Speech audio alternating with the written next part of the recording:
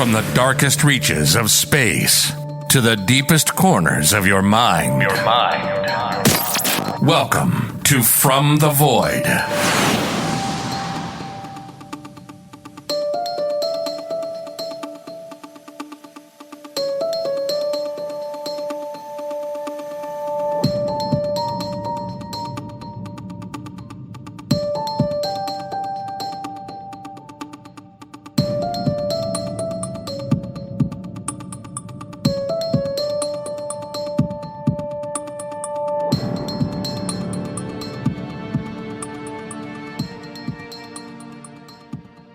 If you've been paying any attention at all over the last several years, UFOs, or as they're now being referred, UAPs, are all over the news.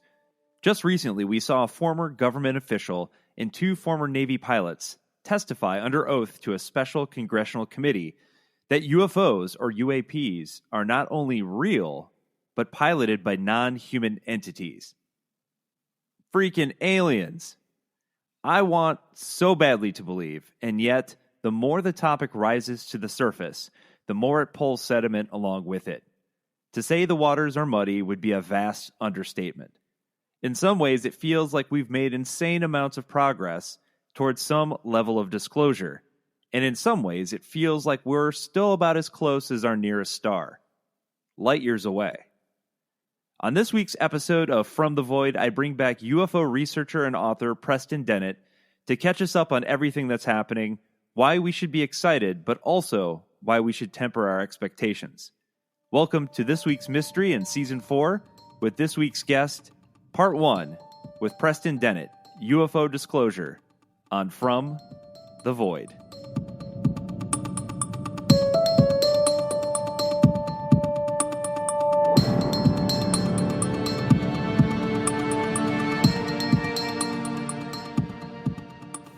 All right. Welcoming back. Very excited to have on the podcast back again, Preston Dennett. Thank you so much for being here again.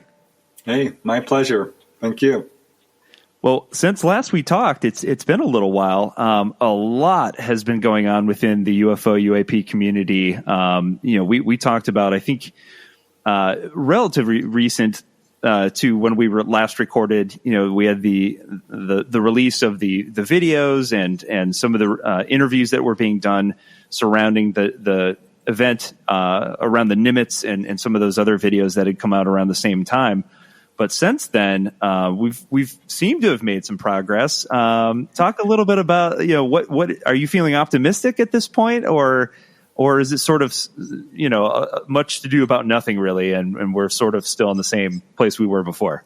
I haven't quite decided, really. I'm a little on the fence, because in some ways I'm like, yes, this is nice. Other ways I'm like, I don't know. Because, we are seeing movement, and that's amazing.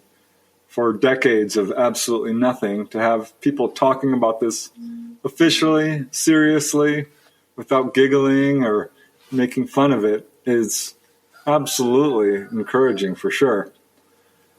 And, there was that recent whistleblower hearing in Congress, and I thought this is probably not going to be anything new, but it was. Actually, it went farther than I thought it would.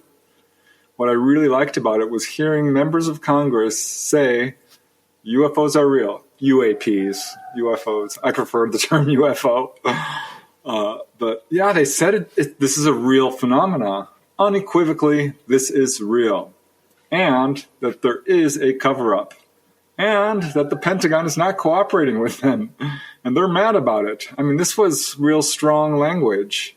Real honest-to-God rhetoric of what I was waiting to hear for a while. And I was particularly kind of surprised to hear, I think it was Tim Burchett. I'm not sure which guy was talking, but he said, I know members of Congress who have seen these UAPs themselves. He says, I'm not going to name names. I thought to myself, well, I wish you would, because this is the time you're talking about truth and transparency, and then immediately you're backpedaling a little bit. Just say it. But even then, thought, wow, that is amazing. And I thought the whistleblowers and the military witnesses were credible and spoke well. They do have excellent resumes. So it was absolutely a step forward. But on the other hand, this is not disclosure at all. This is people talking. There is no evidence put forth. There was no statement from the Pentagon or NASA or president or any real sitting government saying that we have proof, we have the evidence. I expect we'll be getting some moving forward, probably some more fuzzy films, perhaps a little piece of metal, some more photographs. But yeah, it was interesting, especially because those three whistleblowers were just a few in a long, long, long line of whistleblowers, just going way, way, way back. Yeah, and it seems like, I think most of us who have been kind of following, the UFO studies and things in the UFO community for a long time have kind of gotten to the point, I think, where most of us kind of agree that I think disclosure, as a phenomenon is probably going to be more of a slow trickle than just this mass release of all this really, interesting information. Like they're not going to roll an alien body, although apparently the Mexican Congress has maybe we'll see. We can talk about that a little bit, but yeah, it seems like it's going to be more of a slow trickle. To your point, maybe perhaps some more video footage and maybe a little bit of evidence here and there versus the Pentagon just coming out and saying, "Oh yeah, we've had this for decades and here's where it is," etc. It seems like it's going to be more of a slow release than anything. Yeah, I don't expect they're going to do that. They're already pushing back on that one hearing, saying we don't know anything about any materials. And NASA, who has formed their little commission, said we don't have enough evidence. We've examined a bunch of, quote, sightings, and we don't know what this is. And I almost threw something at the TV when I heard that, because I'm like, really? You don't know? I don't think that's... I think it's disingenuous, honestly. I think they do know. How many satellites do we have that can read a postage stamp? They don't have evidence. Have they not looked into the thousands, not hundreds, thousands of landing trace cases? That is good hard evidence that you can't explain away easily, certainly, because the ground is glassified, or it's pressed down, or it's got radiation readings and all kinds of really outstanding evidence. Not to mention the medical evidence, the electromagnetic effects, and of course the photographic and radar return evidence. I'm disappointed with how they're handling it, and I don't expect that they will tell the truth, because they're not, and they have never. It does sort of feel like, based on sort of some of these videos coming out and sort of serving as a conversation starter, that they've sort of been forced into this position where they have to at least acknowledge that the phenomenon exists, but they sort of all seem to be kind of taking this company party line where they're saying, yeah, UFOs exist, UAPs exist, we don't know what they are, but we don't have any reason to believe that they're alien. Well, it feels like you remove all of the likely suspects from the conversation. Well, we know we don't have anything that can make these types of maneuvers, and oftentimes defy the laws of physics. It sort of feels like you take away any likely possibility, and you're not left with a whole lot else. Like, I 100% agree. And what you said, I think, is right the nail on the head in terms of being forced to do this. I don't think they're doing it voluntarily. I think there's so much evidence in the public arena, so many people looking into this, so many pressure on multiple fronts, that if they don't say this is real, that there's validity to it, they're going to look like idiots. And I honestly don't care anymore, because they've spent a lot of our tax dollars making us look like idiots when we've been telling the truth all along. People have been seeing this stuff for a very long time. And they've always said, oh, no, you're hallucinating, you're hoaxing, you're misperceiving. Well, excuse me, no, we're not. And they know it. They've always known it. So at this point, I don't think we should even be looking to them for answers, honestly, because they've become irrelevant. They've become not credible. They are still mishandling this situation. I don't trust them, period. Yeah, and it kind of does feel like, in part due to advancements in technology, obviously, current state versus even 20 years ago, everyone is in effect carrying around a small, 4K camera, in their pockets now. It does feel sort of as if disclosure is really going to come from the people themselves, and that we're the ones who are eventually going to crack this case wide open because, now the internet is flooded with pictures and videos and things of that nature, that as technology continues to progress, I mean, even from 10 years ago, the camera on my phone is infinitely more sensitive and more powerful than the camera that I had on my phone a decade ago. Feels like as technology continues to progress in that direction, that, the technology is going to be there in the public hands to be able to have the evidence that we've been asking for. Yeah. I kind of feel like disclosure has already happened. We do have enough evidence. It's truly there.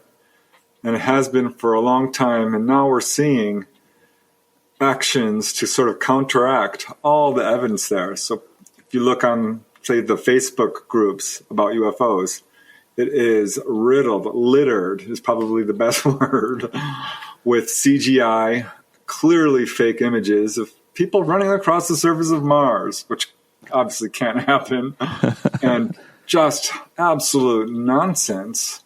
While at the same time, there's good, valid pictures out there, photographs that are absolutely genuine, and you can't find them because they are buried under a mound of absolute trash. I mean, it's deliberate. I honestly feel like this is a deliberate action because the folks behind the cover-up are doing whatever they can to push forth a fear narrative and still make this subject look like it's fringe. And it's not. I mean, look at all the stars.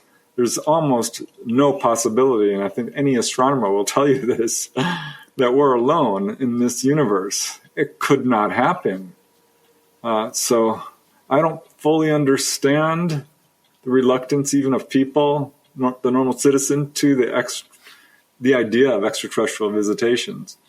But as far as government, I feel like it's ultimately the root cause behind the cover-up is greed and power and control. And that's why they're not going to give it up willingly. They're doing this kicking and screaming, I believe. I think there probably are elements within government, certainly within the legislative branch and the executive branch and so forth, who do want this information out. So that, to me, is the most exciting part of these recent disclosures. But looking at what the Mexican government just did, I'm kind of scratching my head a little bit because we're looking at these tiny little mummies. Well, I'd like to see the science behind that. They don't look like what a lot of people, most people, are reporting. And these are 3,000, 2,000-year-old mummies? I forget, something like that. Tiny little things, which, I'm going to wait on that. But yeah, again, it's movement. It's bringing a lot of people into this field, and it's getting a lot of people to look at the evidence that's already there. Disclosure has happened. We know this is real. Anyone who, and I'm going to underline this, anyone who takes the time to objectively examine the evidence can only come away convinced. Objectively, mind you, throwing away your belief systems and just, explain this to me. Explain how the ground can be glassified by a high heat from an object that landed there that had ETs coming out of it, that people saw. I mean, I don't fully understand why this is so hard to move this subject forward. Yeah, and the thing I keep going back to, and I think you and I talked about this the first time we spoke, is just this notion that for much of the public, it almost feels like they think that this phenomenon started in 2014. In terms of the reaction to it, and saying things like, "Well, they're probably just hypersonic drones created by our adversaries." Well, if that's the case, then you have to admit that they've had that technology since at least World War II. And if so, why didn't they use it to win the war? You know, if they truly had this technology, I just don't buy that at all. That seems like the least plausible explanation to me at this point. Yeah, and the drones. I don't know if you've ever seen a drone show, but if they can do these drone shows that are absolutely mind-bogglingly complex, and for that matter, you know, what do you call them? Holograms. You can see, if you go online, holograms of whales jumping out of the gymnasium floor and flying through the air. And if they were to put up a UFO like that, I mean, it would be hard to dismiss as real. So I am nervous about how technology is advanced and how it might be abused to manipulate public opinion on this subject, particularly because during these congressional hearings, they were pushing the ET threat narrative. And as someone who has talked to literally hundreds of people who've had direct contact, I don't think it is supported by the evidence. I don't think they're here to hurt people, scare them, take over the planet, or anything like that. And certainly if they wanted to, boy, they could.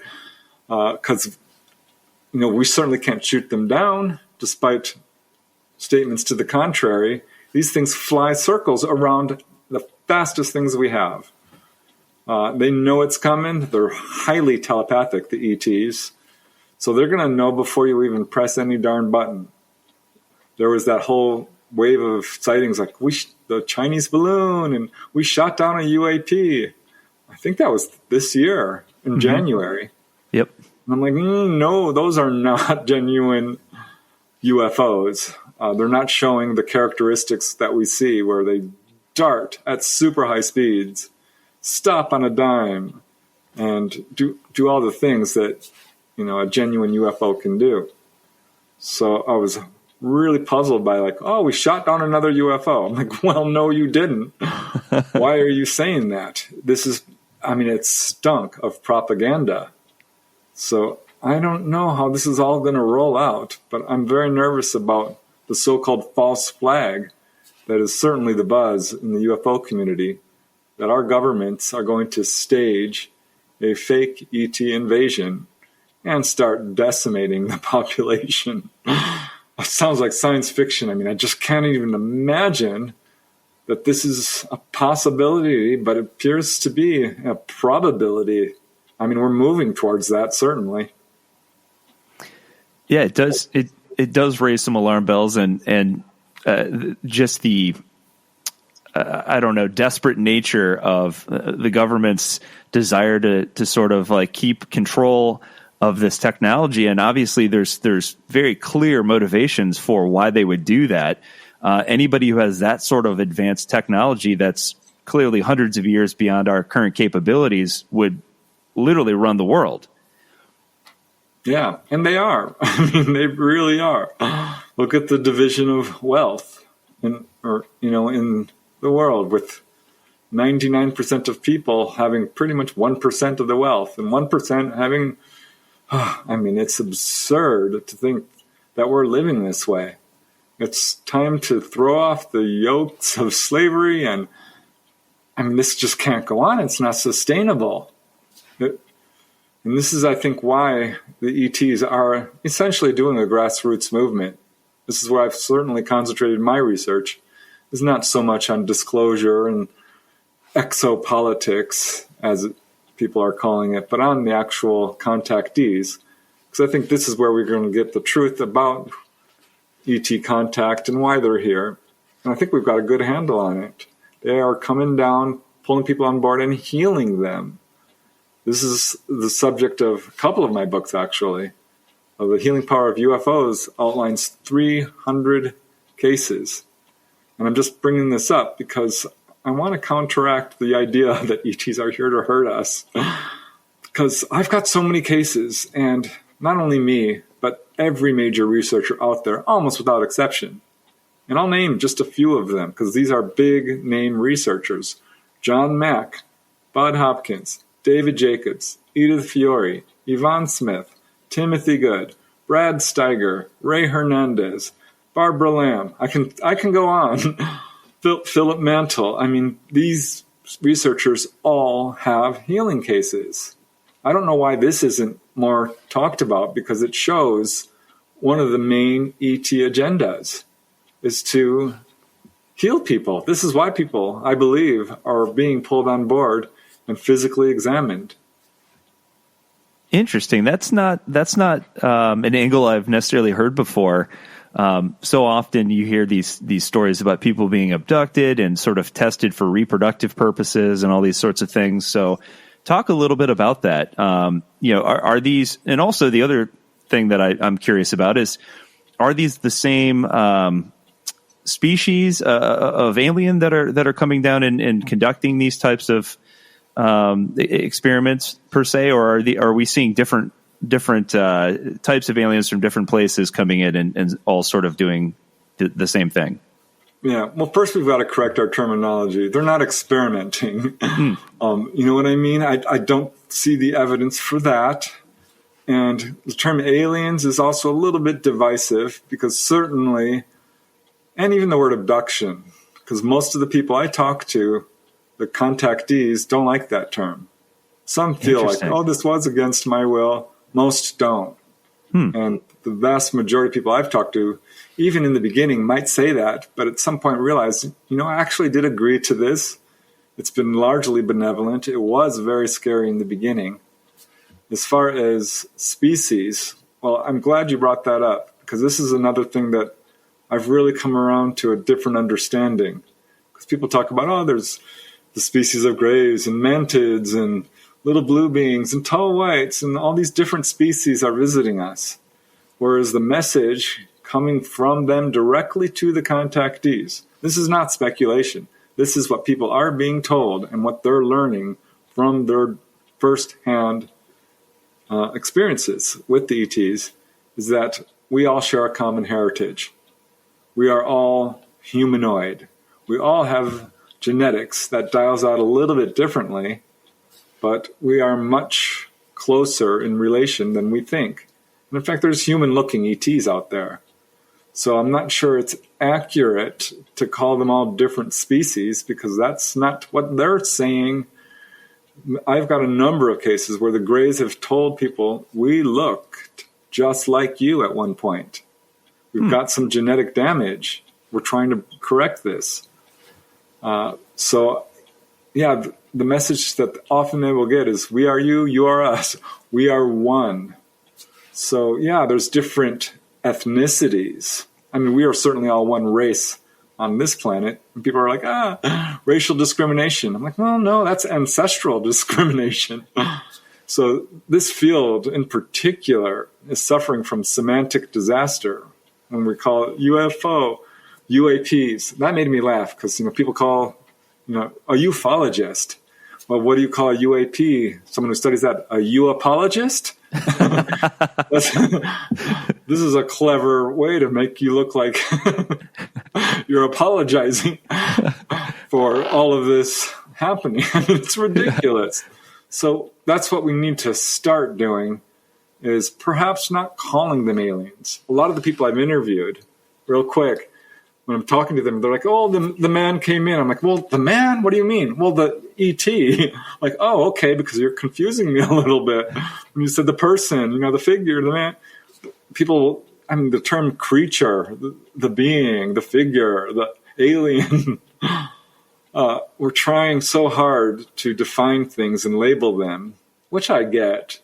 I'm not so sure that's going to help us really understand, because labeling is a little bit of, how would I put it? I think it's trying to put something in a box that is not super helpful and can absolutely limit your understanding of what's going on. So, I get really passionate about this part, because I feel like our relationship to them is a lot closer than we realize. They're our progenitors. This is what people are being told. So I think we just need to accept the fact that we're all people. All of us are just people. So almost distant cousins in a way. Yeah, exactly, actually. I love that. I think that's how they look upon us. And this is one of the reasons I think that is their motivation to help. Because, looking through the 1800s and the 1700s and the 1600s, we don't have anything showing back then like what's going on today. Since the modern age of UFOs, they've come down in very large numbers and are pulling people on board in huge, huge numbers. Millions upon millions of people are experiencing this. And when did it happen? 1947 is when it kind of rolled out. The 50s is when it ramped up, but really in the 60s and 70s. And this is when we had reached the point of absolutely being on the verge of an existential crisis and destroying everything, the entire planet and everybody on it. And they're like, wait, let's step in to the degree that we can and try to educate people. And if you look at what people are being told by the ETs, it's extremely consistent. Whether you're talking about grays or human-looking ETs or praying mantis or what light beings or tall whites or little blue beings or strange humanoids, they are saying just a few things. One is, don't be afraid. Have no fear. We're not here to hurt you. No harm will come to you. That's the first thing they say. And a lot of people at this point just lose their minds in panic and like, it's evil, it's demonic, go away, I don't want this. But some a good number move beyond that and get the actual message, which is stop messing around with nuclear material, nuclear weapons. You're damaging areas you're not even aware of. You're destroying yourselves and others. Your warlike ways, aggression, is the wrong path. I've got numerous cases of people being directly told this. Stop chopping down the forests. You're destroying your environment. These are the main messages people are getting. And also, there's a spiritual aspect that is edited out of a lot of people's accounts by major investigators. I know this for a fact because I've talked to the people whose stories are in other investigators' books. And I'm like, well, I told them all of this about how I had a spiritual awakening and now I can heal. And now I can do mediumship. And, I've got telepathic events and precognition and astral travel, physically levitated. And that, to some extent, is being edited out. I think there's a lot more attention now that people are realizing there is a spiritual and paranormal and psychic aspect to the phenomenon, and particularly to contact, I should say. So we're getting there, but I think we do have a really good handle now on the ET agenda, and it's to heal, it's to teach, it's to guide, and really to wake people up to who we are and what we can do. That's fascinating. First of all, I often wonder, though, if they just at some point get frustrated with us as a planet, because despite the fact that a large number of us absolutely would agree that we are absolutely killing the planet and want no part of a nuclear society, it still feels like the ones that are in power ultimately make the decisions on which course we go, and so it often to me feels like, gosh, if I was a much more highly evolved civilization that was visiting, I'd be like, these cave people, and I would just be so frustrated. Yeah, well, we've got evidence of that. I interviewed a lady by the name of Dolly Safran, and I ended up writing a full-length book on just her case called Symmetry, A True UFO Adventure. She's a fully conscious contactee who doesn't need hypnosis, has an enormous amount of evidence supporting her case, and is absolutely for real, and has had long conversations with the ETs about precisely that. They are frustrated, and they are doing what they can. They have contacted governments who don't listen, who are making the wrong decisions, and that's precisely why they're doing a grassroots movement and going to the people, because it's the people who are the most, who have the power on this planet. It feels like we're being run by these 1%. That's only because we're allowing it. If everyone said, you know what, I'm not picking up another gun and fighting for you. And you know what, we're not going to allow you to fund both sides of a war. We're not going to allow you to pollute our rivers and our lakes and our oceans. If everyone just stood up and allowed love and truth to guide their actions, and really worked on developing their psychic ability so that we could know if a person is lying, instead of being like, gosh, I don't know, and meandering around in the dark and just trying to survive, I mean, we would have a chance. So this is exactly what the ETs are trying to do. And you'll see this. It's almost every contactee will tell you that they have a wide variety of paranormal experiences. I don't like that term paranormal. It's not accurate. There's no such thing as the paranormal or supernatural. It does not defy the laws of the universe. It's just that we don't understand what's going on here, at least the mechanics perhaps behind it. I think we're beginning to. So, yeah, the ETs are doing their part. It's up to us to do ours. Stop listening to these lying government folks. I don't even like calling them government because I think there are a lot of good people in government. But these naughty folks who are on my naughty list know who they are. Yeah. It does feel a bit like the old saying, I'm paraphrasing here, but, if someone were to see technology that was 100, 200 years, advanced into the future, it would seem to us like magic.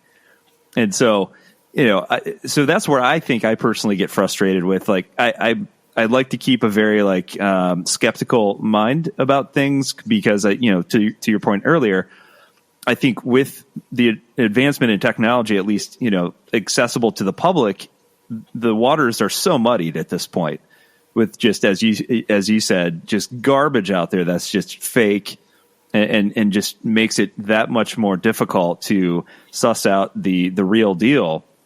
And partly that's what causes such a slow release of information, because real investigators like yourself have to vet out everything that they come across to make darn sure that this thing is the real deal before you go public, because your name's behind it.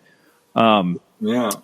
But that's where I get frustrated with go ahead. Yeah. Yeah. Finding out UFOs were real. Cause I came into this field as a skeptic. I did not believe a word of it until I found out, my brother had seen a UFO. My sister-in-law saw ETs. Members of my family, my coworkers, good friends were having dramatic encounters. And ironically, finding that out and realizing UFOs were real made me super skeptical, made me question everything. To this day, I really am like, I don't know if I trust anybody, because I was lied to for so darn long. This subject is not being taught in schools.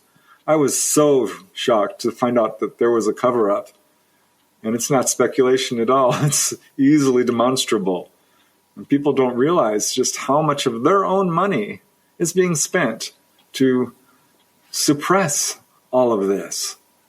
And boy, if we could get that technology out there, we wouldn't be worrying about, how much gas costs and how to warm our homes and where we're going to get the next food on our table. And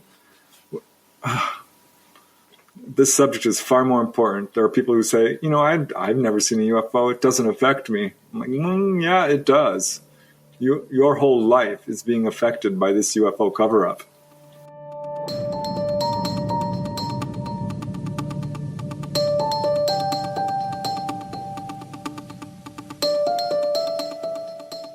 Thank you for listening to this week's episode, part 1 with my guest, Preston Dennett. We'll be back next week with the second part.